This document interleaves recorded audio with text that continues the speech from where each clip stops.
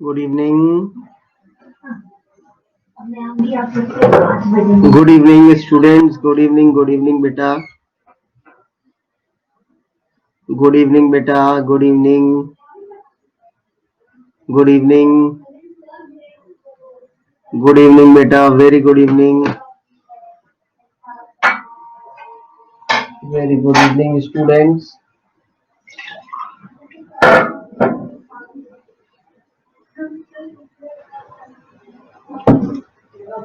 I am fine students, fine.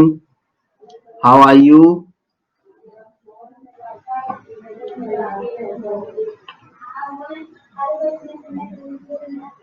Fine.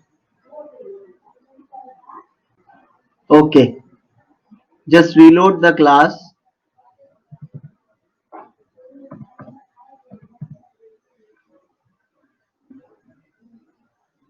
Okay. Fine.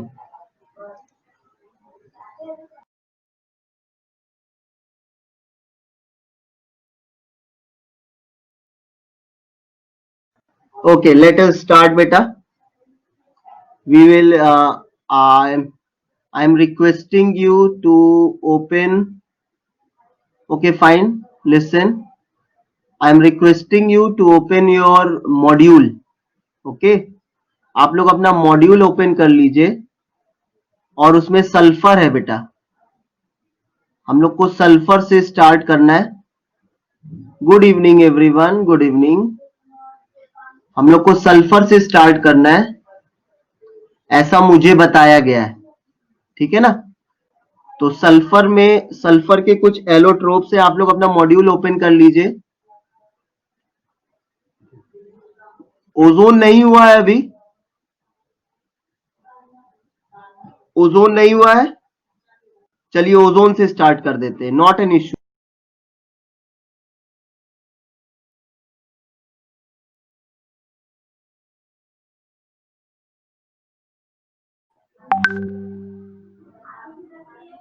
Simple oxides भी बचा है. ठीक है, चलिए सिंपल ऑक्साइड से स्टार्ट कर देते हैं.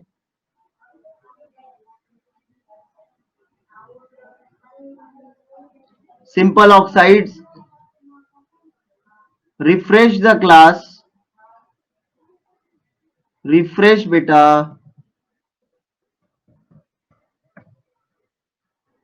रिफ्रेश. ओके.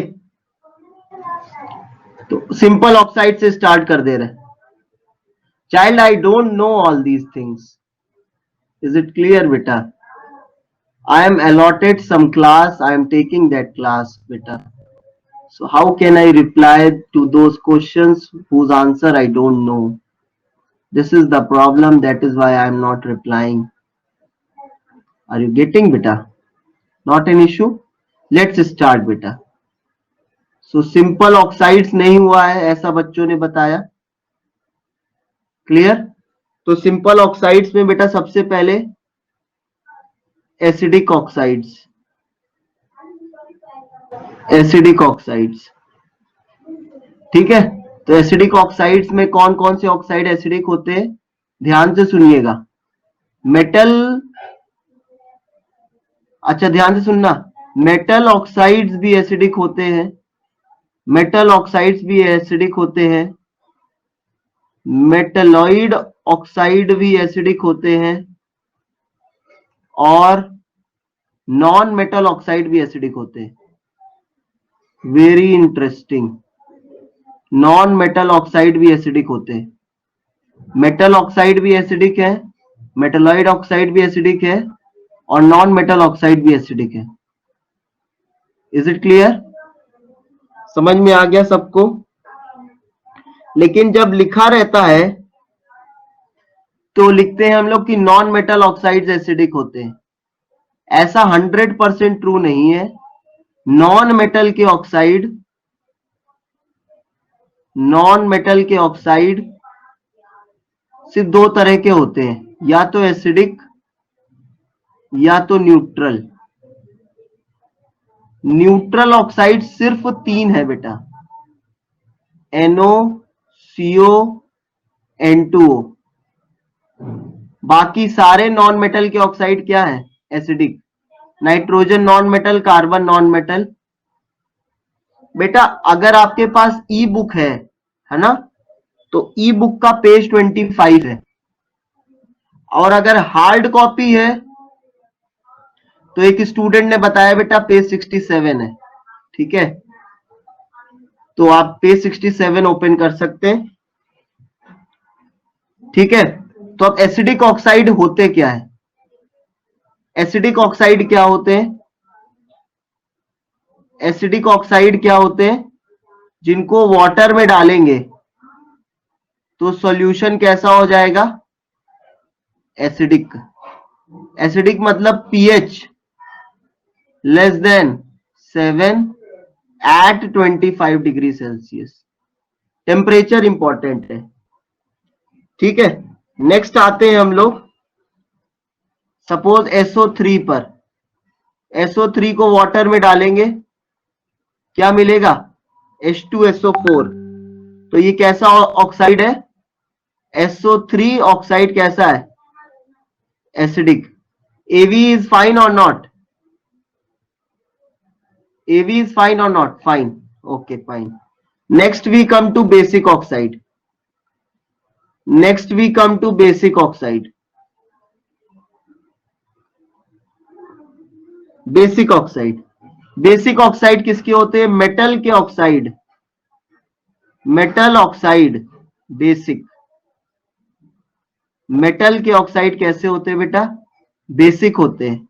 बेसिक ऑक्साइड को अगर वाटर में डालो, बेसिक ऑक्साइड को अगर वाटर में डालो तो सॉल्यूशन का पीएच, उसमें हाइड्रोक्साइड आयन का कंसेंट्रेशन, उसमें हाइड्रोक्साइड आयन का कंसेंट्रेशन H आयन से ज्यादा हो जाता है और सॉल्यूशन का पीएच ग्रेटर देन 7 हो जाता है एट 25 डिग्री सेल्सियस। ये याद रखिएगा, ठीक है ना। तो मेटल के ऑक्साइड बेसिक होते हैं। क्लियर हो गया? स्पेशली 1A 2A, इनके ऑक्साइड तो कैसे होते हैं? बेसिक ही होते हैं। 1A और 2A ग्रुप के ऑक्साइड बेसिक होते हैं। मेटल के ऑक्साइड बेसिक होते हैं, specially 1A and 2A। Clear? Next आते हैं हम लोग एम्फोटेरिक ऑक्साइड। एम्फोटेरिक ऑक्साइड, मैंने आपको एम्फोटेरिक ऑक्साइड एक्सप्लेन किया है ना। जनाबे अली गाए सुना करे वो सब आसमान के प्रभु। ठीक है ना? यस और नो? एम्फोटेरिक ऑक्साइड एक्सप्लेन किया है।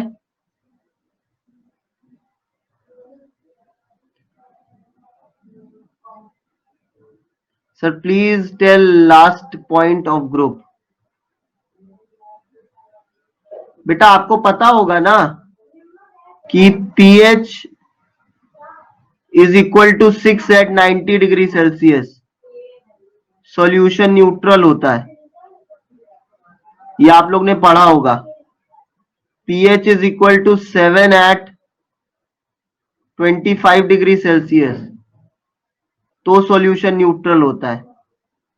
जो बॉर्डर है वो pH 7 25 पर है, 90 डिग्री पर pH 6 है। अगर pH ग्रेटर देन 6 तो बेसिक, pH लेस देन 6 तो एसिडिक। पर कब? 90 पर। समझ में आ रही बात? पढ़ा होगा ना बेटा ये आप लोगों ने। तो एम्फोटेरिक ऑक्साइड तो बताया है। जनाबे अली गाए सुना करे वो सब आसमान के प्रभु। ठीक है ना? ये सारे ऑक्साइड कैसे बेटा? एम्फोटेरिक। समझ में आ गया? ये मैंने एक्सप्लेन किया हुआ है आपको। तो एक एग्जाम्पल दिया हुआ है बुक में। तो एल्यूमिनियम ऑक्साइड कैसा है? एल्यूमिनियम ऑक्साइड की रिएक्शन HCl से हुई, तो HCl एसिड है, तो एल्यूमिनियम ऑक्साइड किसका काम करेगा? बेस का। तो बेस की रिएक्शन एसिड से होगी, AlCl3 प्लस वाटर बनेगा। समझ में आ गया? AlCl3 प्लस वाटर बनेगा। लेकिन इसी Al2O3 की रिएक्शन अगर बेस से हो गई तो अब ये किसका काम करेगा? एसिड का। और ये किसका काम? बेस का। अब ध्यान से सुनना, बनेगा क्या? NaAlO2, sodium Meta aluminate, sodium Meta, हाँ वो भी सही है, सोडियम मेटा एल्यूमिनेट। अब ध्यान से सुनो, ये एल्यूमिनेट, सल्फेट, ये सब कब आता है? जब, अब क्योंकि यहां पे एल्यूमिनियम ने एसिड का काम किया है, तो ये जो सॉल्ट है इसका एनायन आएगा कि नहीं? यस और नो? अब एल्यूमिनियम आयन अपना एनायन देगा। यहां पे एल्यूमिनियम ने अपना क्या दिया? कैटायन दिया। एसिड ने अपना एनायन दिया। आप देख सकते हैं, यस और नो? तो यहीं से पता चल रहा है कि Al2O3 ने किसका काम किया है? एनायन का काम किया है। क्लियर हो गई बात? क्लियर हो गया स्टूडेंट? मेटा है बेटा, sodium Meta, Meta, sodium Meta aluminate. Clear है? अच्छा, एल्यूमिनियम का कोऑर्डिनेशन नंबर वाटर में 6 होता है। तो एल्यूमिनियम आयन बेसिकली AlCl3 का एक्चुअल फॉर्मूला ये होता है। एल्यूमिनियम 6 वाटर मॉलिक्यूल के साथ जुड़ता है, तो इस पूरे कैटायन के ऊपर चार्ज कितना आएगा? +3, और इसके ऊपर चार्ज कितना आएगा? -3। तो -3 + 3 क्रॉस मल्टीप्लाई, यस और नो? तो जो एक्चुअल फॉर्मूला आता है वो ये वाला आता है। ठीक, इसी तरह से जब बेसिक होगा तो एल्यूमिनियम आयन 4 हाइड्रोक्साइड आयन के साथ कोऑर्डिनेट करेगा, तो ये +3 है, ये -1 है, तो -4 हुआ। तो नेट चार्ज कितना आया? -4 + 3 -1। तो बाहर क्या लगा? Na, तो बना क्या? NaAlOH4। ठीक, अब ध्यान से सुनो, ये जो 4 OH लगे हुए हैं, ये जो 4 OH लगे हुए हैं, इनसे वाटर निकाल दो, H2O, H2O, तो क्या बन गया? देखो, AlO2- बन गया ना? ना ना ना, आप इधर देखो, इस पूरे पे एक माइनस चार्ज है, आपने 2 वाटर निकाल दिए, तो क्या रह गया अंदर? AlO2- रह गया ना? इसलिए शॉर्ट में लिख देते हैं AlO2-। समझ में आ रही बात? शॉर्ट में इसको क्या लिख देते हैं? तो अब इसको ऐसे भी लिख सकते हैं, NaAlOH4, या तो ये लिखिए, या फिर क्या लिखेंगे? या फिर लिखेंगे NaAlO2 वाटर। समझ में आई बात? क्योंकि इससे 2 वाटर निकल गए। ठीक है ना? क्लियर हो गया होगा? नेक्स्ट आते हैं न्यूट्रल ऑक्साइड्स। अब आप लोग को प्रॉब्लम हो जाएगी भाई। क्यों प्रॉब्लम हो जाएगी? क्योंकि सर आपने तो वाटर को न्यूट्रल ऑक्साइड नहीं बताया।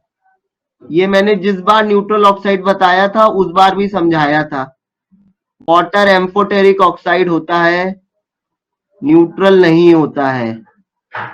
ध्यान रखिएगा, CONO N2O ही बस न्यूट्रल होते हैं, वाटर इज नॉट न्यूट्रल, क्योंकि वाटर H प्लस भी देता है और OH माइनस भी देता है। Water is amphoteric oxide. समझ में आ गया? वाटर हम लोग को पता है ना भाई, वाटर H प्लस लेकर H3 प्लस बनाता है, और जब अमोनिया से रिएक्ट करेगा वाटर, जब अमोनिया से वाटर रिएक्ट करेगा तो H प्लस देगा। यस और नो? पता है ना? तो वाटर H प्लस देता भी है और वाटर H प्लस लेता भी है। ठीक है, वाटर H प्लस देता भी है और वाटर H प्लस लेता भी है। तो वाटर इज एम्फोटेरिक, याद रखिएगा। नेक्स्ट आते हैं मिक्स्ड ऑक्साइड पे। मिक्स्ड ऑक्साइड, मिक्स्ड ऑक्साइड वो ऑक्साइड्स होते हैं बेटा, मिक्स्ड ऑक्साइड वो ऑक्साइड होते हैं जिसमें मेटल दो डिफरेंट ऑक्सीडेशन स्टेट में होता है। जैसे FeO डॉट Fe2O3, तो इसका समेशन कर देंगे तो Fe3O4 आता है। इसको बोलते हैं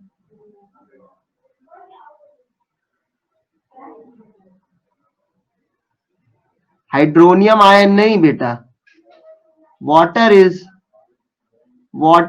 व्हाट, वाटर ने H प्लस लिया, वाटर ने बेस का काम किया, यहां पर वाटर ने इसको H प्लस दिया तो वाटर ने एसिड का काम किया। तो water hydronium ion conjugate base हो गया। ठीक है, मिक्स्ड ऑक्साइड वाला पॉइंट समझो ध्यान से बेटा। Fe की +3 ऑक्सीडेशन स्टेट ज्यादा स्टेबल होती है एज कंपेयर टू +2। Fe की +3 ज्यादा स्टेबल होती है एज कंपेयर टू +2, क्योंकि Fe+3 में 3d5 होता है। ठीक है, तो जो फेरस ऑक्साइड होता है उसकी जो टॉप लेयर होती है वो ऑटोमेटिकली धीरे धीरे Fe+3 में कन्वर्ट हो जाती है और वो बन जाती है Fe2O3। आप लोग ने सॉलिड स्टेट में पढ़ा होगा बेटा। ठीक है ना? तो इससे अगर अंदर FeO बाहर Fe2O3, तो लिखते हैं FeO डॉट Fe2O3, तो न्यू ऑक्साइड क्या आएगा? Fe3O4। मिक्स्ड ऑक्साइड बोलते हैं ऐसे ऑक्साइड्स को। समझ में आया ऐसा क्यों हुआ? इसी तरह से लेड में,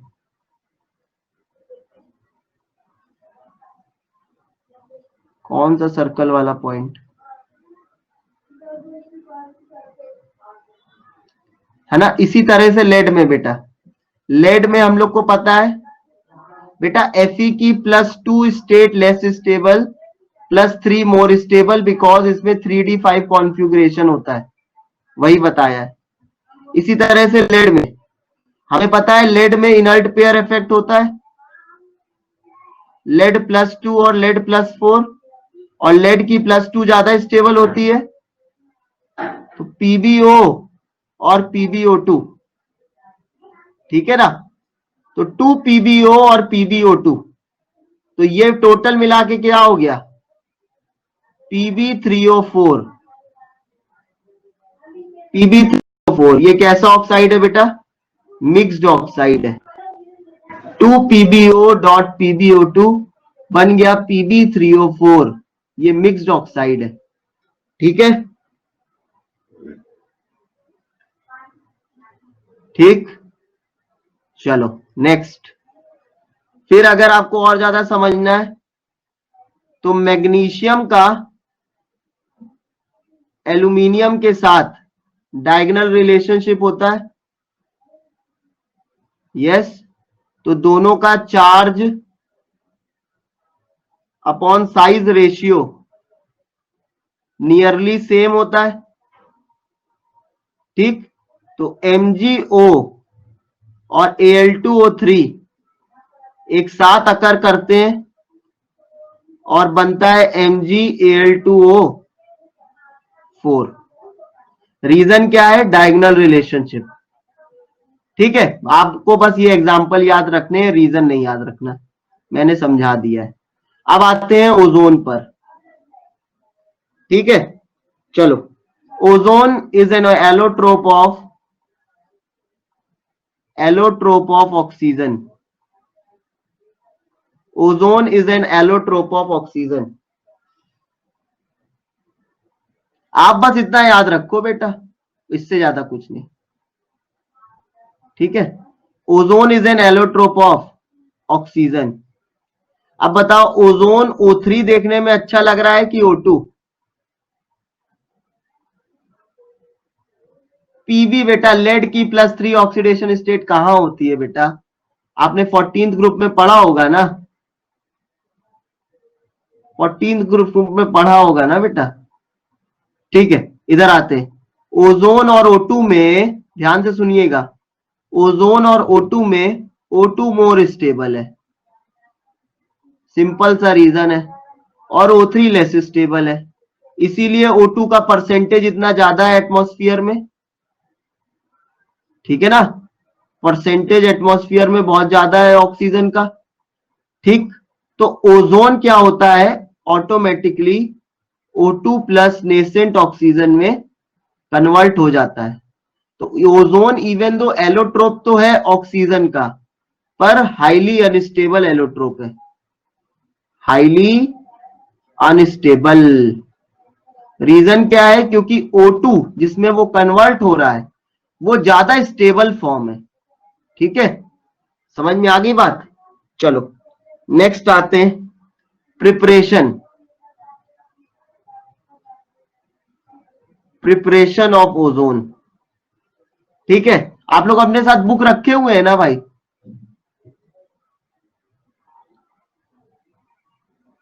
हाँ, मॉड्यूल रखिएगा ताकि आपका साथ साथ प्रिपेयर होता जाएगा। मॉड्यूल को साथ साथ पढ़ते जाइए, पर नोट्स भी बनाने हैं। ऐसा नहीं है कि नोट्स नहीं लिख रहे। मॉड्यूल इज समथिंग एल्स, आपको नोट्स भी लिखने हैं साथ साथ। प्रिपरेशन में आते हैं। ठीक, अब ओजोन की प्रिपरेशन ऑक्सीजन से होती है, और ये एक रिवर्सिबल रिएक्शन होती है, और हमें मिलेगा 2O3। यहां पे साइलेंट इलेक्ट्रिक डिस्चार्ज यूज करते हैं। क्या मतलब होता है?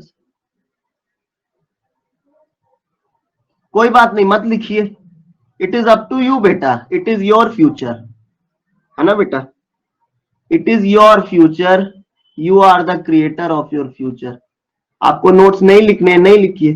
ठीक, 3O2 प्लस 2O3। कोई बात नहीं, जैसे भी आपको कन्वीनियंस हो, आपको बस एक एम होना चाहिए कि आपका सिलेक्शन हो जाए।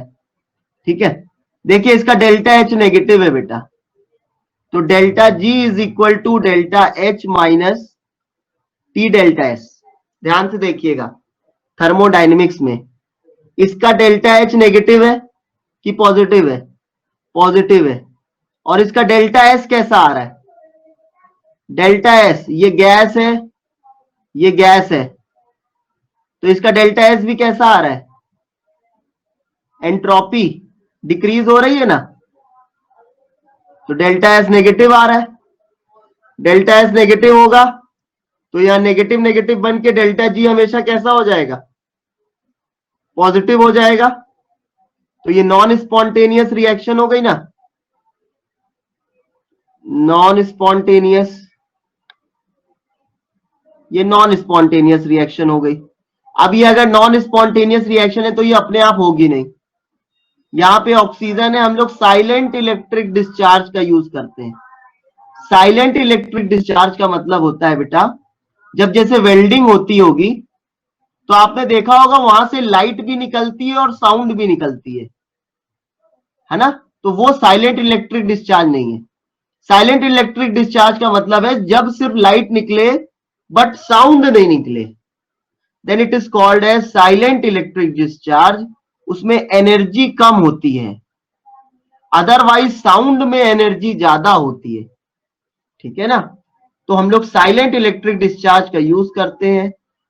ऑक्सीजन किस में कन्वर्ट हो जाती है? ओजोन में। ये एक रिवर्सिबल इक्विलिब्रियम रिएक्शन है, ठीक है, रिवर्सिबल इक्विलिब्रियम रिएक्शन है, ध्यान रखिएगा। ठीक sir, how del S both gases so same randomness ना? अरे बेटा, here the moles are 2, here the moles are 3, so moles of gases are decreasing. Clear बेटा प्रिया? ओके, नेक्स्ट आते हैं।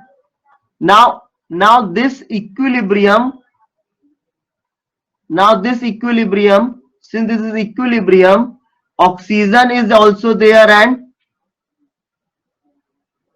oxygen, you did not get silent electric discharge. It is of no use also. I just explained it, but it is of no use beta, है ना? Silent electric discharge we use means in a container. See, in a container we take oxygen and we bring two electrodes close together. Due to those electrodes, clear, due to those electrodes sparking is produced. तो हम लोग ये ensure करते हैं कि वो जो sparking produce हो उससे साउंड ना निकले, उसको बोलते हैं साइलेंट इलेक्ट्रिक डिस्चार्ज। ठीक है, ये आपसे कोई नहीं पूछेगा बेटा, ठीक है ना, ये आपसे कोई नहीं पूछेगा, कोई बात नहीं। ठीक है, नेक्स्ट आते,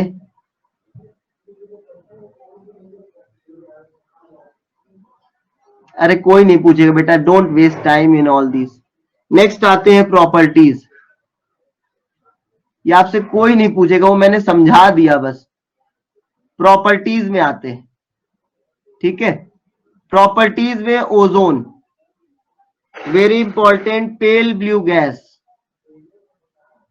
पेल ब्लू गैस, ओजोन कैसी है बेटा? पेल ब्लू गैस, ठीक है।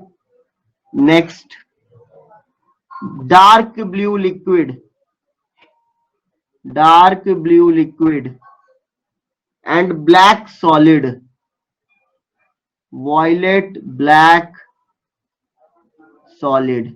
अब ये तो लर्न करना है बेटा। थोड़ा सा मैं आपको ये बता सकता हूं कि ऑक्सीजन जो O2 होती है, O2 जो लिक्विड होती है, O2 लिक्विड ब्लू कलर की होती है। आपको पता है ना O2 पैरामैग्नेटिक है, O2 पैरामैग्नेटिक है, तो O2 ब्लू कलर की होती है। Why? Because it is paramagnetic in nature. तो ओजोन है, ओजोन में एक ऑक्सीजन ज्यादा है, तो ये डार्क ब्लू हो गया। समझ में आई बात? ऐसे याद रख सकते हैं। क्लियर? अब ऐसे समझो, लिक्विड, सुनो ध्यान से, लिक्विड में मॉलिक्यूल्स पास में होते हैं तो डार्क ब्लू, गैस में मॉलिक्यूल्स दूर हो जाएंगे तो लाइट ब्लू, लाइट ब्लू को ही क्या बोलेंगे? Pale blue. समझ में आ गई बात? तो इससे थोड़ा लिंक करके आप याद करिएगा। अब ये तो भाई ये सब कलर है, याद करने पड़ते हैं। ओजोन में सॉलिड में कलर कैसा होगा? वॉयलेट ब्लैक, ठीक है। ओजोन सॉलिड नेचर में किस कलर की होगी? वॉयलेट ब्लैक, ठीक है। नेक्स्ट आते हैं,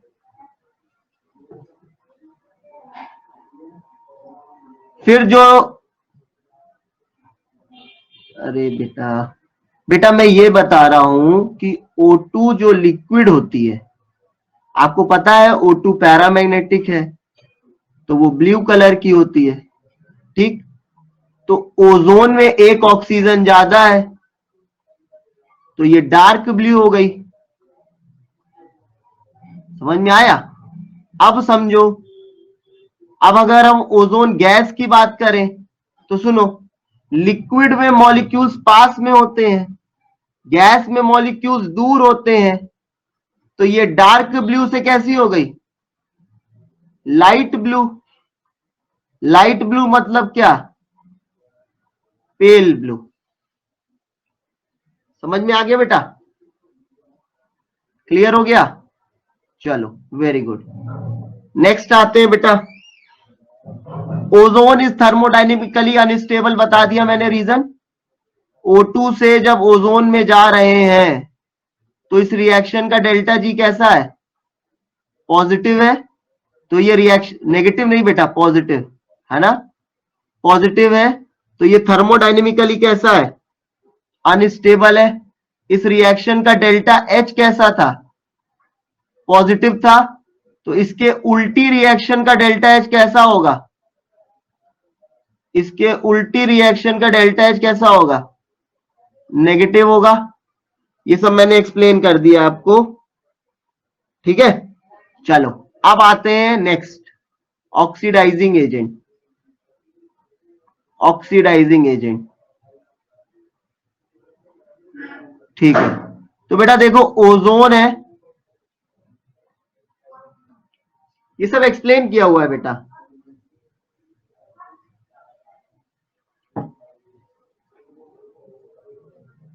ठीक है, अब वो इधर आते हैं, ओजोन पे आते हैं।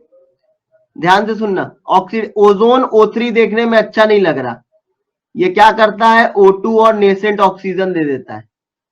O3 देखने में अच्छा नहीं लग रहा, ये O2 तुरंत टूट जाता है O2 और नेसेंट ऑक्सीजन में। This nascent oxygen is responsible for oxidizing properties of ozone. This O is called as nascent oxygen, पता होगा, this O is called as nascent oxygen, ठीक है। तो हमें पता है कोई भी सल्फाइड हो, ध्यान से सुनना, उसकी रिएक्शन ऑक्सीडाइजिंग एजेंट से होती है तो सल्फेट बनता है, एक्सेप्ट H2S। H2S में भी सल्फाइड है, उसकी रिएक्शन ऑक्सीडाइजिंग एजेंट से होती है तो सल्फर बनता है, पता होगा।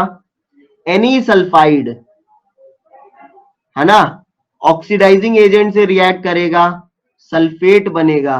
लेकिन H2S में हाइड्रोजन सल्फाइड है, नहीं पता तो अब पता चल गया बेटा, ठीक है ना, हमने बता दिया।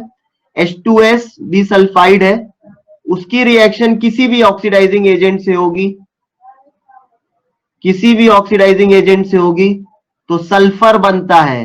वो भी कौन सा sulphur, colloidal sulphur, colloidal sulphur, ठीक है। White turbidity, white turbidity,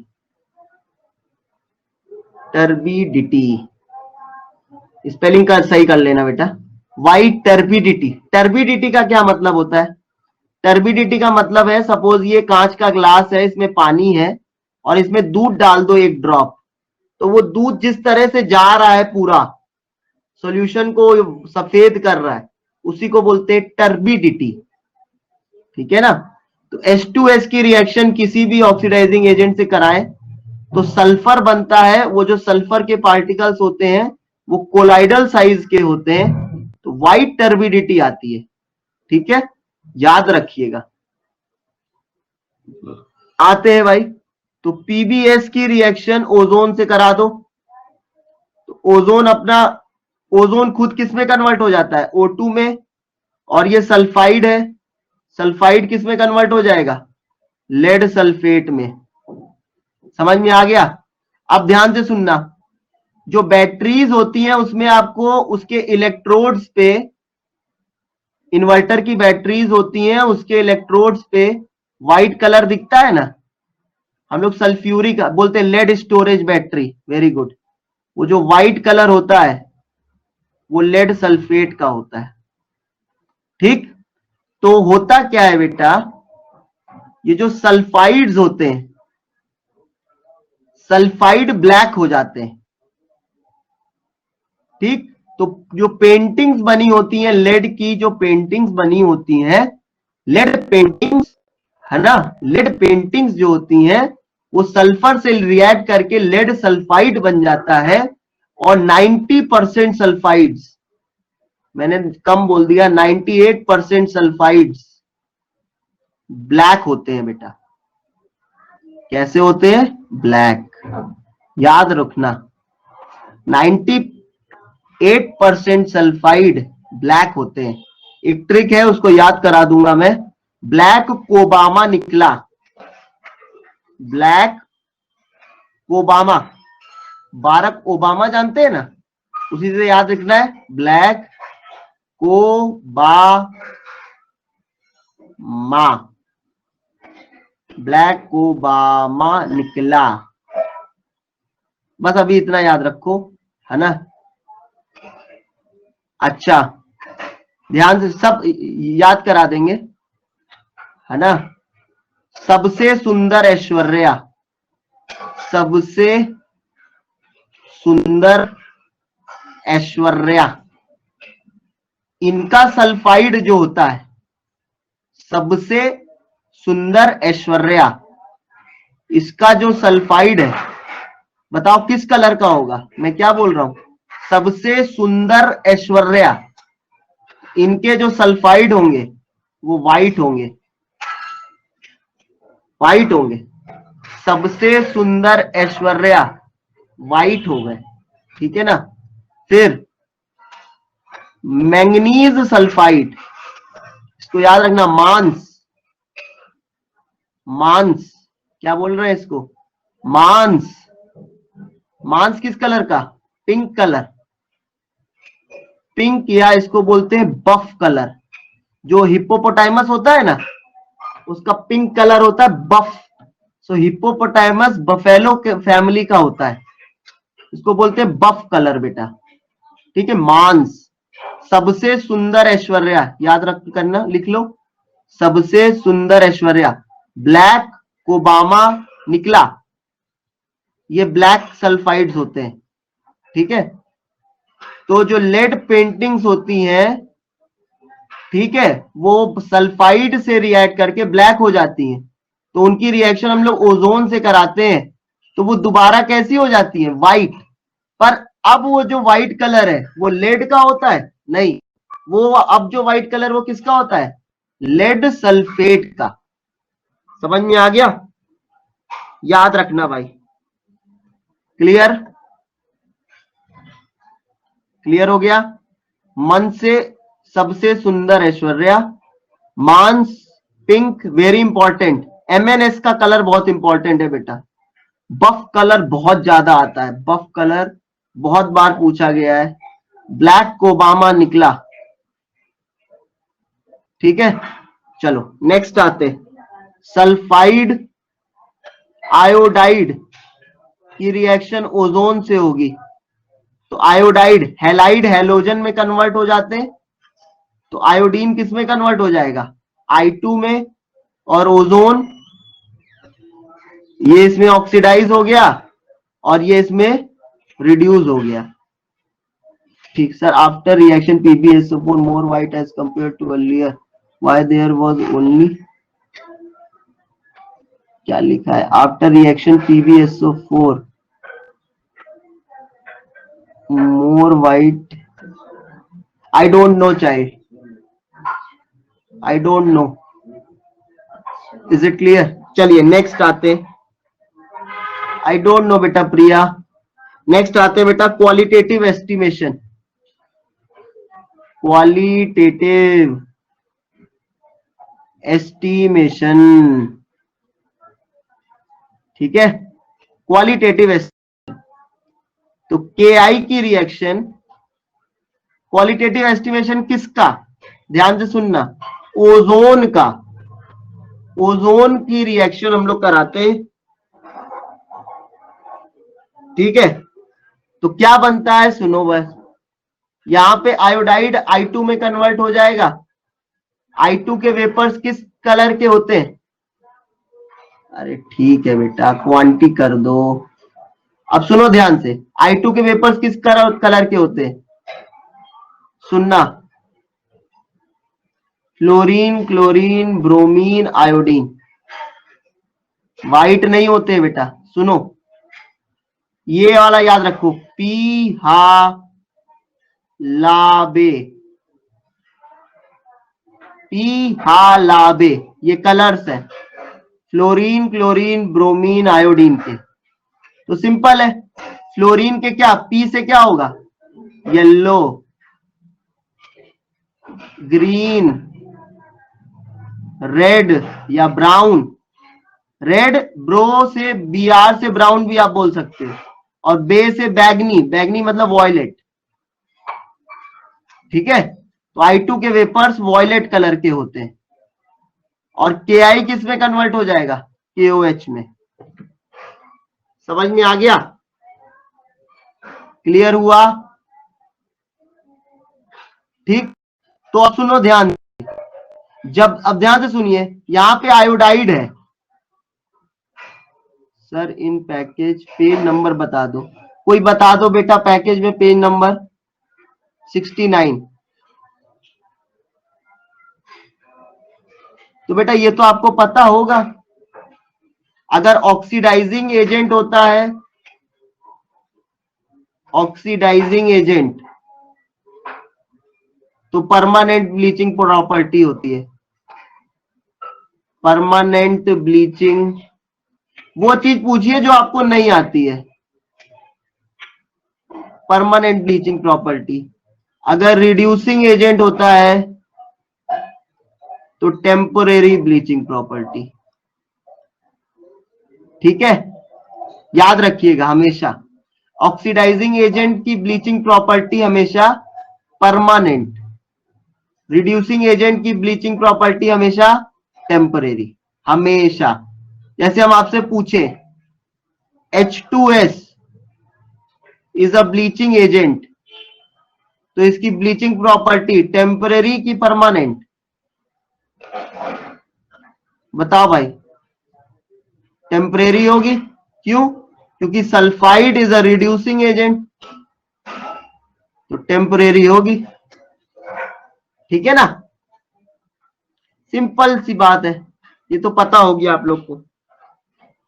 next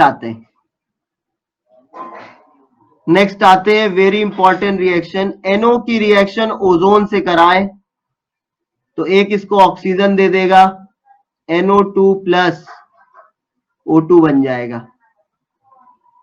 simple, clear हो गया।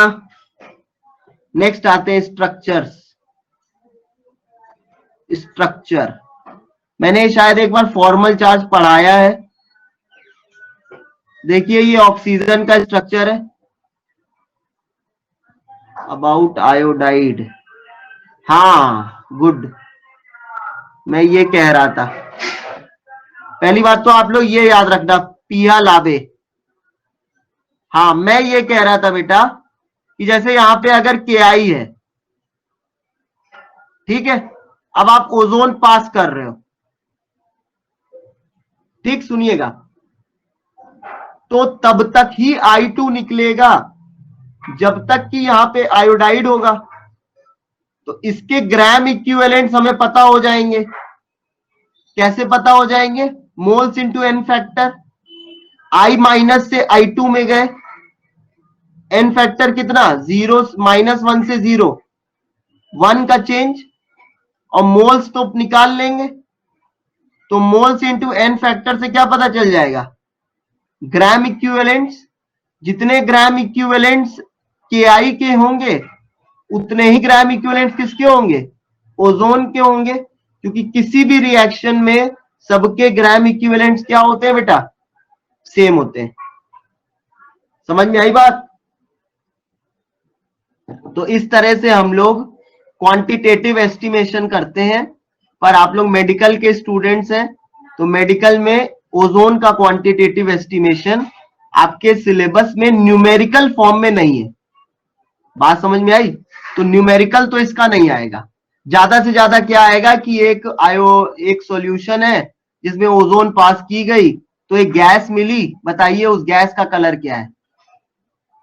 ठीक है, तो किस कलर का होगा, पीला लाबे से याद रखना है, आयोडीन का कलर वॉयलेट होता है। क्लियर हो गई बात। ओके, स्ट्रक्चर पे आते हैं बेटा। तो ये ओजोन है, यहां पे 6 इलेक्ट्रॉन्स हैं और इसका ऑक्टेट पूरा हो गया है, तो ये कोऑर्डिनेट बॉन्ड बना देगा।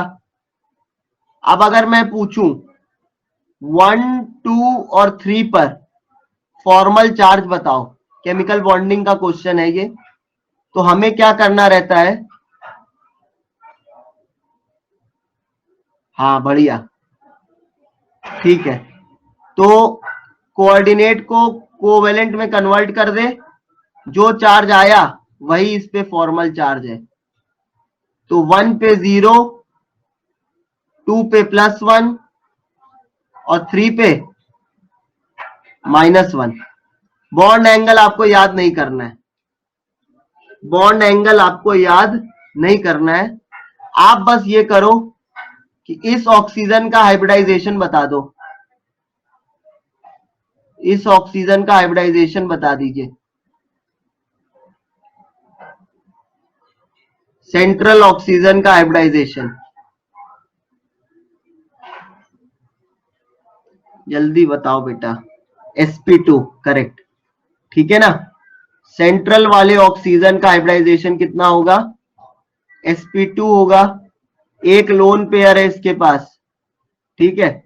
यहां पे 3 लोन पेयर इसके पास, 2 लोन पेयर इसके पास, यहां पे इलेक्ट्रॉन, यहां माइनस चार्ज, यहां प्लस चार्ज, ठीक है।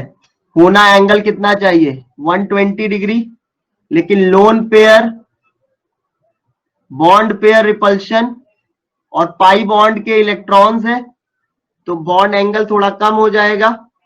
तो 120 से क्या होगा? थोड़ा कम होगा। बस आपको वैल्यू नहीं याद रखनी है ना। बस अगर आपको हाइब्रिडाइजेशन निकालना आ गया है इसका, तो आपको वैल्यू नहीं याद रखनी है, वो वैल्यूज ऐसी होंगी कि आपको खुद पता चल जाएगा। चलिए नेक्स्ट आते हैं। तो ओजोन के यूजेस, इवन दो इंपॉर्टेंट नहीं है, आप लोग बुक में ही अंडरलाइन कर लीजिए। ब्लीचिंग प्रॉपर्टी है, ऑक्सीडाइजिंग एजेंट है, और जर्मीसाइड डिसइंफेक्टेंट और स्टरलाइजर, ये इंपॉर्टेंट है। बस फर्स्ट वाला जर्मीसाइड, ये सब क्यों? Because it is an oxidizing agent. Disinfectant, और हम लोग ने सुना है ना ओजोनॉइड वाटर आता है, तो sterilising of water, sterilising of water. Clear students? चलिए नेक्स्ट आते हैं। अब हो गया बेटा ओजोन, अब सल्फर पे आए। ठीक, सल्फर के allotropes, first allotrope rhombic, rhombic sulphur. Sir after this 18th group and D block later on we do as it's coming in FT. When is your FT, child? 9th September. Okay. So what is coming in this FT? 9th September, 18th D and F. Okay. Can we have class tomorrow? Tomorrow is Wednesday. Is it fine?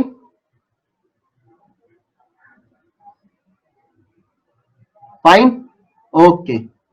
I'll talk to sir. Okay. I'll talk to sir. If it is possible, you will get the message. Okay. I'm not saying tomorrow is class. Is it clear? Sir आप अभी FT syllabus complete करें फिर। I'll talk to sir beta. You, whatever you are saying, that is correct. Okay, whatever you are saying, that is absolutely correct, sir. And we are lagging back. This class is written for coordination. Oh. No, not an issue beta. See child, see, listen beta, listen. Suppose your syllabus is ending on which date? 12th syllabus is ending on which date? Do you know any? October. Okay, fine, beta. Listen. Suppose your class 12 syllabus is ending on 20th October. Fine. Suppose in spite of 20th, if it gets over on 27th of October and we complete everything. So what is the issue? 7 days is not a big issue, child. Is it clear now? 7 days is not a big issue. Is it clear? If it is, अगर अच्छा वो Hindi batch है ना, अगर वो 20 को खत्म होना था तो 28 को खत्म या 27 को ओवर हो जाएगा, तो कोई बहुत बड़ा इशू नहीं हो जाएगा बेटा। आप लोग एक एक क्लास को लैग से काउंट मत करिए। हाँ, आपकी बात सही है, वो बात सही है। अभी इस सिलेबस को हम लोग बराबर पे ले आएंगे, ठीक है ना, परेशान ना होइए। हाँ, I can understand child, I can understand this, but I don't have any reason for it. Okay, मैं समझ सकता हूं, पर मुझे जो क्लास दी जाएगी मैं उसी क्लास में तो क्लास लूंगा।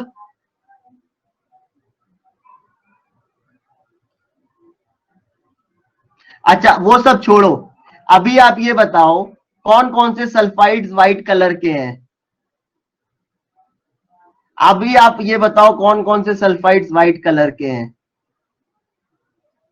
बस, अच्छी बात है, याद है ना, तो बस ऐसे याद करा देंगे, आप परेशान ना हो, ठीक है, हम याद करा देंगे। एमएनएस का कलर किस कलर का है?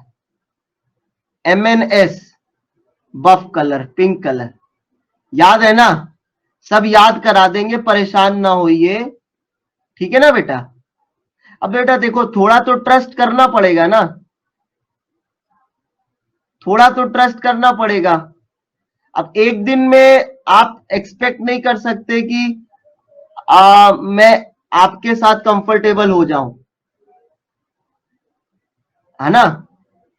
क्या अब जैसे फैकल्टी चेंज हुआ तो मैं आपके साथ एक दिन में कंफर्टेबल नहीं हो सकता, ना ही आप मेरे साथ हो सकते हो, है ना। लेकिन आपको कुछ ग्लिम्स मिल जाएगा कि हाँ सर करा देंगे, अच्छे से करा देंगे। आप ट्रस्ट रखोगे तो ज्यादा अच्छे से हो पाओगे। मैम लिखा है। हाँ, ठीक है, ठीक है, करा देंगे बेटा। हर बेटा करा देंगे, ठीक है। अब पढ़ते हैं हम लोग, टाइम वेस्ट होता है। आप देखते हो कि मुझे ज्यादा इधर उधर की बात करने में टाइम नहीं लगाना अच्छा लगता है। इवन मैं ज्यादा गुड मॉर्निंग गुड इवनिंग भी नहीं करता हूँ, ठीक है। अब हम लोग पढ़ते हैं बेटा, ठीक है। इधर आते हैं, ध्यान से सुनिए। रोम्बिक सल्फर, ठीक, बुक आपके पास होनी चाहिए। बस आपके पास बुक होगी तो साथ साथ आप मॉड्यूल भी पढ़ते रहेंगे ना, तो ज्यादा आपको घर पे पढ़ने में इजी होगा। और हम लोग सेम सीक्वेंस में चलेंगे फिर, अच्छा है ना। तो अभी सीक्वेंस में चल रहे हैं ना, अभी बुक वाले सीक्वेंस में, जो आपके पास हार्ड कॉपी है, ठीक है, उसी सीक्वेंस में पढ़ रहे हैं। तो उसी सीक्वेंस में पढ़ेंगे तो आपको पढ़ना भी आसान रहेगा। आप चाहो तो मॉड्यूल में अंडरलाइन कर सकते हो या नोट्स लिख सकते हो, उसी सीक्वेंस में रहता है तो पढ़ना आसान रहता है। ऐसा मेरा पर्सनल एक्सपीरियंस है, ठीक है। अब आते हैं रोम्बिक सल्फर। तो रोम्बिक सल्फर में अल्फा सल्फर पे आते हैं। वैसे तो ये सब देखिए ज्यादा आता नहीं है, ये लर्न करना है ना। थोड़ा सा मैं बोलूंगा तो चीजें याद रखने में आसानी होगी, ठीक। तो rhombic sulphur yellow in colour, yellow in colour, ठीक। अब जो इंपॉर्टेंट है वो ये है कि भाई, वो ये है भाई कि ध्यान से देखो। हाँ बेटा, रोम्बिक सल्फर का ये अल्फा सल्फर ब्रैकेट वाला पार्ट है। आपके पास बुक है, आप उसमें देख भी सकते हो, ठीक। These all are theoretical points, ठीक। अब सुनो, ये सल्फर है बेटा, तो सल्फर सल्फर के बीच में बॉन्ड कैसा होता है? कोवेलेंट। और ये कैसा है? नॉन पोलर, ठीक। अगर ये नॉन पोलर है तो ये वाटर में तो सॉल्युबल होगा नहीं, वाटर में क्या होगा, इनसॉल्युबल। इतनी बात समझ में आ गई। अब बताओ, कार्बन डाइऑक्साइड का स्ट्रक्चर ये होता है, इसके ऑक्सीजन को सल्फर से रिप्लेस कर दो तो ये होता है कार्बन डाइसल्फाइड। ये भी कैसा, नॉन पोलर। तो नॉन पोलर चीजें नॉन पोलर में सॉल्युबल होती हैं, यस और नो। तो CH2 carbon disulphide, carbon disulphide इसमें सॉल्युबल होगा। समझ में आया। रोम्बिक सल्फर किस में सॉल्युबल होगा बेटा, कार्बन डाइसल्फाइड में, वाटर में सॉल्युबल नहीं होगा। समझ में आ गई होगी बात। अब आते हैं मोनोक्लिनिक सल्फर पे।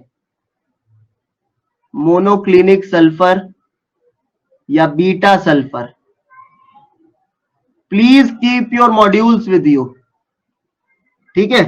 मोनोक्लिनिक सल्फर और बीटा सल्फर, अब ये कैसे प्रिपेयर कर होता है ये सब आप लोग पढ़ लेना, है ना, है ना। ये सब बहुत ज्यादा सिग्निफिकेंस का है नहीं बेटा। नेक्स्ट आते हैं ट्रांजिशन टेम्परेचर इंपॉर्टेंट है। ट्रांजिशन टेम्परेचर, अभी सब बता रहे बेटा, रुक जाओ। ट्रांजिशन टेम्परेचर पे आते हैं। ट्रांजिशन टेम्परेचर वो टेम्परेचर होता है जिसमें कि दोनों फॉर्म्स एक साथ एग्जिस्ट करती हैं, है ना। अच्छा, वो टेम्परेचर बहुत अच्छा है। वो टेम्परेचर है 369। हाँ, 3 2 6, 3 3 9। So this temperature, transition temperature of sulfur is 369।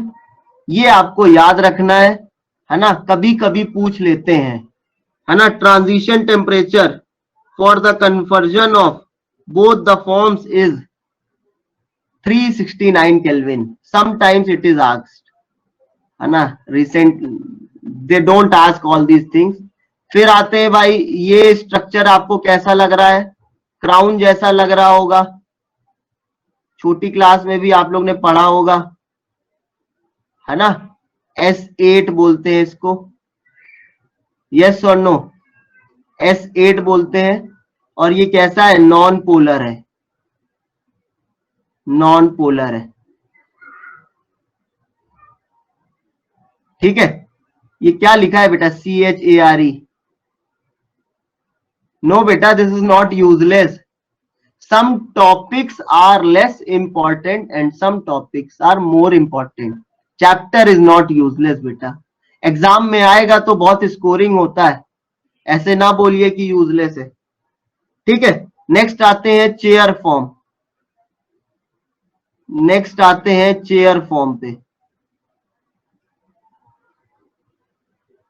है ना। अब देखिए, अगर एक क्वेश्चन इलेक्ट्रोकेमिस्ट्री से आया और एक क्वेश्चन पी ब्लॉक से आया, है ना। अब इलेक्ट्रोकेमिस्ट्री का क्वेश्चन सही करना, अगर टफ क्वेश्चन आ गया तो इसके चांसेस कम है, और पी ब्लॉक का क्वेश्चन जो भी आएगा वो मॉड्यूल से ही आएगा, उसको सही करने होने के चांसेस काफी ज्यादा होते हैं, ठीक है। ये S6, इसको चेयर फॉर्म बोलते हैं। शायद ये आप लोगों ने साइक्लोहेक्सेन में भी पढ़ा होगा ये सब थोड़ा सा, chair form of cyclohexane, boat form, ठीक है ना। चलो नेक्स्ट आते हैं अब सल्फर डाइऑक्साइड। हाँ, S2 पे आते हैं बेटा। S2 is paramagnetic in nature, paramagnetic in nature and occurs at high temperature, occurs at high temperature। बताइए S2 में टोटल इलेक्ट्रॉन्स कितने होंगे, 32 होंगे, यस और नो। S2 का ये स्ट्रक्चर है, पर याद रखिएगा S2 is paramagnetic in nature and occurs at high temperature. ठीक है, एग्जाम में क्वेश्चन आ चुका है, like O2, like O2 exactly, like O2 exactly. और O2 में अनपेयर्ड इलेक्ट्रॉन कहां पर होते हैं, बताओ, बताइए बेटा जल्दी से। O2 के अनपेयर्ड इलेक्ट्रॉन्स किन ऑर्बिटल्स में होते हैं, किन मॉलिक्यूलर ऑर्बिटल्स में होते हैं? O2 के unpaired electrons 2px 2py, bonding की एंटी बॉन्डिंग, 2px की 2py एंटी बॉन्डिंग। इसी तरह से सल्फर के भी 3px and 3py anti bonding में होते हैं। क्लियर है? देखिए हमारे सिलेबस में मॉलिक्यूलर ऑर्बिटल थ्योरी सिर्फ 20 इलेक्ट्रॉन्स तक है, लेकिन S2 का इंटेक्स क्वेश्चन एनसीईआरटी में एक क्वेश्चन दिया हुआ है, अगर आपने देखा हो एनसीईआरटी में इंटेक्स्ट क्वेश्चंस में जो चैप्टर के बीच में होते हैं, वहां पे S2 का एक क्वेश्चन दिया हुआ है, इसलिए मैंने डिस्कस कर दिया है। S2 is paramagnetic in nature and occurs at high temperature like O2, and its unpaired electrons occur in 3px antibonding and 3py antibonding just like O2. ठीक है, in O2 they occur in 2px antibonding and 2py antibonding. समझ में आ गई बात? Next आते हैं जो सबसे इंपॉर्टेंट, सल्फर में सल्फर डाइऑक्साइड, है ना। सल्फर में जो इंपॉर्टेंट पार्ट है वो है सल्फर डाइऑक्साइड का बेटा। ठीक है, तो नॉन मेटल का ऑक्साइड है, +4 ऑक्सीडेशन स्टेट में, एसिडिक है, इसको वाटर में डालते हैं तो सल्फ्यूरस एसिड बनता है, सल्फ्यूरस एसिड बनता है। ठीक, इसका एनायन होता है, अस एसिड के एनायन को क्या बोलते हैं बेटा, जल्दी बताइए। अस एसिड के एनायन को आइट बोलते हैं, तो सल्फाइट, आइड नहीं आइट, तो इसका एनायन क्या होता है, सल्फाइट। ठीक, very important point, H2SO3 is unstable acid, H2SO3 is unstable acid and cannot be, लिख लो बेटा इसको, be isolated. H2SO3 is unstable acid and cannot be isolated. ठीक है, चलो प्रिपेयर कैसे करना है। सल्फर की रिएक्शन O2 से हुई, SO2 बना, सल्फर की रिएक्शन O2 से हुई, SO2 बना। ठीक है भाई,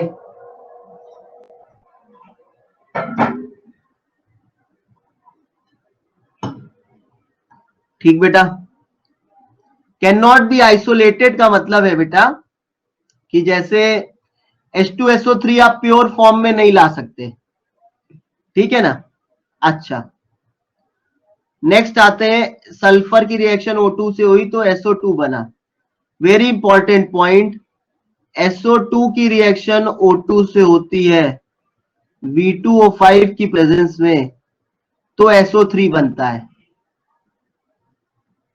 ना। अब ध्यान से सुनो, इसका मतलब SO2 की का ऑक्सीडेशन कराने के लिए कैटलिस्ट चाहिए, तब SO3 बनता है। मतलब SO2 ज्यादा स्टेबल है कि SO3, जल्दी बताओ, SO2 ज्यादा स्टेबल है कि SO3? SO2, है ना, SO2 ज्यादा स्टेबल है, ध्यान रखिएगा। ठीक, इसके बाद एक चीज आते हैं, ये SO2 का स्ट्रक्चर है, ये SO2 का स्ट्रक्चर है और ये SO3 का स्ट्रक्चर है। ध्यान से सुनना बेटा बात को, एग्जाम में अक्सर पूछा जाता है ये क्वेश्चन। इसका ये वाला जो बॉन्ड है, ये पी पाई SO2 में, और एक जो बॉन्ड है वो पी पाई डी पाई है। SO2 में एक बॉन्ड पी पाई है और एक बॉन्ड पी पाई डी पाई है। तो जब इसमें एक बॉन्ड अब पी पाई डी पाई आ गया, तो जब एक्स्ट्रा बॉन्ड बनेगा जो, वो भी तो पी पाई डी पाई होगा। तो SO3 में दो बॉन्ड पी पाई है और एक बॉन्ड पी पाई है। समझ में आई बात? समझ में आई बात? ठीक। तो इसमें एक बॉन्ड पी पाई, एक पी पाई, इसमें दो पी पाई, एक पी पाई, क्योंकि एक जब पी पाई आ गया, तो अब जो नेक्स्ट पाई बॉन्ड बनेगा वो भी कैसा बनेगा? पी पाई डी पाई। ठीक है, ध्यान रखिएगा इस बात को। नेक्स्ट आते हैं लेबोरेटरी में कैसे बनाते हैं। Very good, laboratory. बेटा स्पेलिंग देख लिया करो, है ना, इतने तो समझदार हो तुम लोग। अब बताओ बेटा, H2SO3 किसकी अनस्टेबिलिटी का रीजन? मैंने तो H2SO3 की बात की थी बेटा। अब मैंने तो बोला ही था SO2 और SO3 में ज्यादा स्टेबल कौन है? SO2 है, SO3 नहीं बोला बेटा। आप इसको इससे कंपेयर करने लगे। समझ में आ गई बात? तो V2O5 कैटलिस्ट है। ठीक। H2SO3 एक वीक एसिड होता है, सुनना ध्यान से। ठीक है, तो किसी भी वीक एसिड में, ध्यान से सुनिएगा, किसी भी वीक एसिड के सॉल्ट में, ये किसका सॉल्ट है? H2SO3 का सॉल्ट है। इसमें स्ट्रॉन्ग एसिड मिला दो, वीक एसिड को निकाल देगा। किसको निकाल देगा? वीक एसिड को निकाल देगा, और स्ट्रॉन्ग एसिड अपना सॉल्ट बना लेगा। अब क्योंकि ये अनस्टेबल होता है,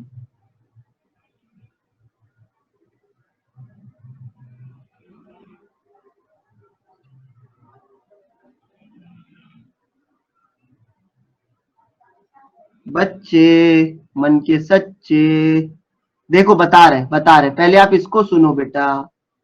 प्रॉब्लम ये होती है, आप लोग एक पॉइंट पे स्टिक कर जाते हो। अब मैं इतनी सारी बातें बना रहा हूं, आपका दिमाग उसी पे चल रहा है, तो आपको ये भी नहीं समझ में आएगा, और वो तो समझ में आया ही नहीं है। अभी हम उसको क्लियर कर देते हैं। अभी आप पहले इसको समझो। किसी भी वीक एसिड के सॉल्ट में स्ट्रॉन्ग एसिड मिला दो, तो स्ट्रॉन्ग एसिड अपना सॉल्ट बना लेगा और वीक एसिड को निकाल देगा। अब जो वीक एसिड बना है ये अनस्टेबल है, तो ये किसमें टूट जाएगा? H2O प्लस CO2, जैसे कि इसमें होता था। आप लोग ने इस रिएक्शन को किया होगा, NaCl H2CO3, पर H2CO3 तो अनस्टेबल है। हाँ बेटा, सॉरी,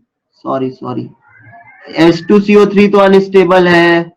तो जब जब H2CO3 बनता है, हम लोग क्या लिखते हैं? H2O plus CO2।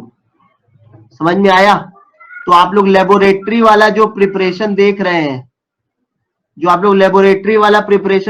हैं, उस रिएक्शन को आयनिक फॉर्म में लिख दिया है बस। ठीक है, उस रिएक्शन को किस फॉर्म में लिख दिया है? आयोनिक फॉर्म में, कि किसी भी सल्फाइट में एसिड मिला दो। समझ में आई बात? तो क्या मिल जाएगा? SO2 plus water. झेल पाए? मतलब H2SO3 निकल गया। यस और नो? ये बात समझ में आई? किसी भी सल्फाइट में एसिड मिला दो तो H2SO3 निकल गया। ठीक। अब आते हैं, एक बच्ची ने एक क्वेश्चन पूछा था, yes it can be isolated, so how can we use that. सुनो बेटा, बात क्या है एक्चुअली, दो दो एसिड होते हैं, दो एसिड ऐसे हैं, जैसे मान लो हमें H2CO3 को यूज करना है, तो H2CO3 को आप आइसोलेट कर सकते हो? नहीं कर सकते ना। तो हम लोग क्या करते हैं, वाटर लेते हैं, इसमें CO2 डालते हैं, और CO2 के साथ जब जैसे H2CO3 की रिएक्शन जिससे भी करवानी होती है वो सब्सटेंस को भी डाल देते हैं। समझ में आया? H2CO3 की रिएक्शन जिसके साथ भी करवानी रहती है उस सब्सटेंस को भी डाल देते हैं इसमें, तो तीनों रिएक्ट कर लेते हैं। पर ऐसा नहीं कर सकते कि एक बीकर में H2CO3 लाए तो हम लोग तुरंत प्रिपेयर करते हैं, कहने का मतलब ये है। अब आ गया बेटा? ठीक है, चलो नेक्स्ट आते हैं industrial method, FeS2 industrial method, इसको बोलते हैं आयरन पायराइट। आयरन पायराइट, इसका एक और नाम है बेटा फूल्स गोल्ड। FeS2 का एक और नाम होता है फूल्स गोल्ड। अब ध्यान से सुनना, इसका क्या करा दिया, ऑक्सीडेशन एयर से या जला दिया, तो दोनों का ऑक्साइड बना दो। क्या बनाएंगे, दोनों का ऑक्साइड। कौन सा, स्टेबल वाला, Fe की +3 ज्यादा स्टेबल, और सल्फर का ऑक्साइड SO2 ज्यादा स्टेबल। याद रहेंगे प्रोडक्ट। अब यहां पे Fe+2, तो ये सल्फर -1। इस रिएक्शन की बैलेंसिंग देखना कैसे करनी है। ऑक्सीजन 0 से -2 में गया, कितने का चेंज, 4 का, 4 का। आयरन +2 से +3 में गया, कितने का चेंज, 1 का। सल्फर -1 से +4 में गया, 5 का चेंज, पर कितने सल्फर, 2 सल्फर, टोटल चेंज 10 का। तो नेट चेंज यहां पे कितना, 11 का। क्रॉस मल्टीप्लाई, इधर 11 आया, इधर सॉरी इधर 4 आया, इधर 11 आया। चेंज किसका किसका हुआ था, आयरन का, 4 आयरन, 2 से मल्टीप्लाई। सल्फर का हुआ था 8 सल्फर, 8। ऑक्सीजन शायद बैलेंस हो गए होंगे, 22, 16 और 6, 22। आप लोग को ये मेथड नहीं आता बैलेंसिंग का? आता है, फिर से बता दें, चलो। नहीं, ये इसकी टोपी उसके सर है, इसकी टोपी उसके सर।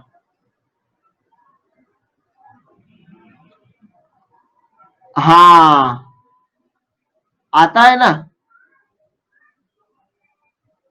हाँ, तो देखो बेटा, Fe2O3, फिर से देख लो, फिर से देख लो बेटा, देखो देखो। हाँ, इसकी टोपी उसके सर वाला है। ऑक्सीजन 0 से -2 में गया, कितने का चेंज बेटा, 1 में 2 का चेंज, 2 ऑक्सीजन है, 4 का चेंज। क्लियर? आयरन इधर +2 में है, सल्फर -1 में हो गया, तो आयरन +2 से +3 का 1 का चेंज, एक ही आयरन है। सल्फर -1 से +4, 5 का चेंज, पर कितने सल्फर, 2 सल्फर, 10 का चेंज, तो टोटल चेंज इधर 11। क्रॉस मल्टीप्लाई, 11 4, तो इधर कितना आया। अभी तक आप लोग रिएक्शन को बैलेंस नहीं कर रहे थे बेटा। रिएक्शन को लर्न करने का बेस्ट मेथड है कि आप रिएक्शन को बैलेंस करिए बेटा। जब आप रिएक्शन को बैलेंस करने लगेंगे तो रिएक्शंस आपसे लर्न भी होने लगेंगे। हम लोग क्या करते हैं, 4FeS2 + 11O2 gives 2Fe2O3 + 8SO2, ऐसे याद नहीं होती।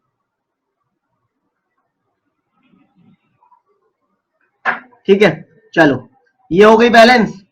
तो इसमें क्या बताया, FeS2 प्लस O2। आपको क्या करना है, दोनों का ऑक्साइड बनाओ, दोनों का मोस्ट स्टेबल ऑक्साइड। तो Fe का +3 मोस्ट स्टेबल, सल्फर का SO2 मोस्ट स्टेबल, दोनों को लिख के बैलेंस कर लेंगे। अब इंडस्ट्रियल मेथड किससे करते हैं, आयरन पायराइट से। ठीक है, सल्फाइड्स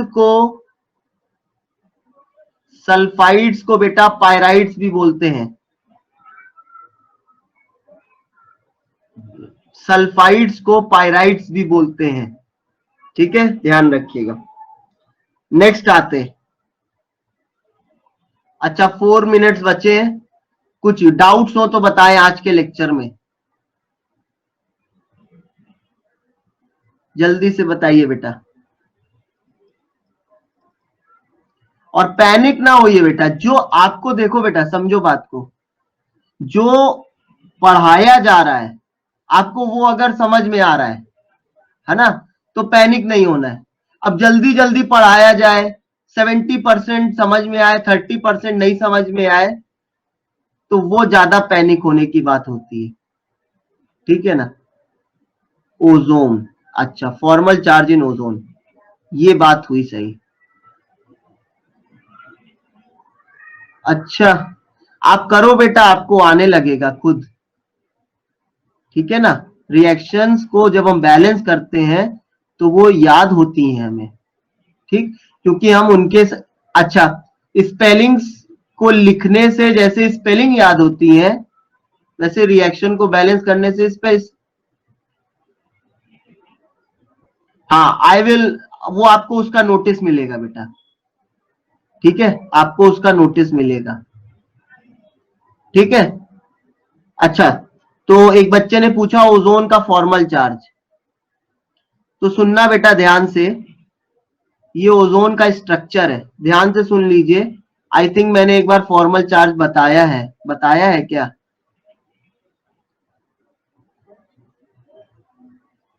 ठीक है, तो आप लोग अपने फ्रेंड से भी कांटेक्ट कर लीजिएगा। अब सुनो, करना क्या है आपको, फॉर्मल चार्ज निकालने के लिए सबसे पहले जितने भी कोऑर्डिनेट बॉन्ड्स हैं उन सब कोऑर्डिनेट बॉन्ड्स को सिंगल कोवेलेंट बॉन्ड में कन्वर्ट कर दो, डोनर को प्लस दे दो, एक्सेप्टर को माइनस दे दो, सिंगल कोवेलेंट में कन्वर्ट कर दीजिए, डोनर को प्लस दे दीजिए, एक्सेप्टर को माइनस दे दीजिए। अब जिसपे जो चार्ज दिख रहा है वही उसका फॉर्मल चार्ज है, इस पे कोई चार्ज नहीं दिख रहा, इस पे +1 दिख रहा है, इस पे -1 दिख रहा है, ये फॉर्मल चार्ज है। क्लियर हो गया, क्लियर हो गया। हर्ष ने पूछा था आई थिंक, ठीक है। नेक्स्ट, चलिए जल्दी से रिवाइज करा देते बेटा। देखिए हम लोगों ने ऑक्साइड्स में पढ़ा, मेटल एसिडिक ऑक्साइड क्या, जिनको पानी में डालने पर हमें एसिड मिल जाए। फिर बेसिक ऑक्साइड, तो मेटल्स के ऑक्साइड बेसिक होते हैं।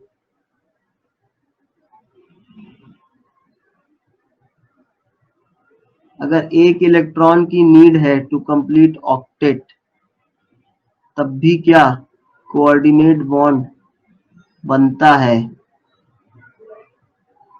एक इलेक्ट्रॉन की नीड है टू कंप्लीट ऑक्टेट, नहीं बेटा तब तो नहीं बनता है। हाँ, आप चार्ज दे के उसका एक इलेक्ट्रॉन को 2 इलेक्ट्रॉन कर सकते हो। What is the role sulphur, sulphur जो